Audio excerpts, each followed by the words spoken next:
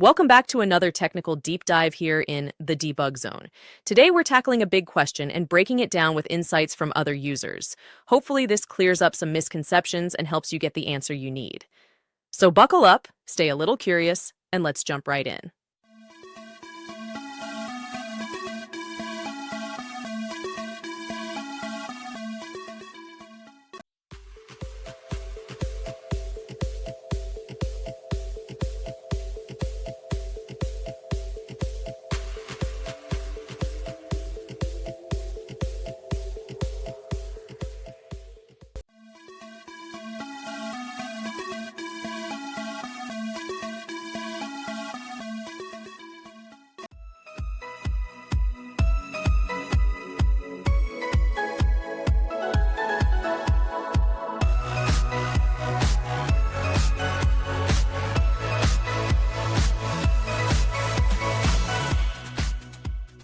And that's a wrap.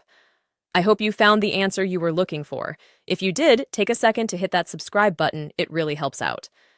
And let me know in the comments which solution worked best for you.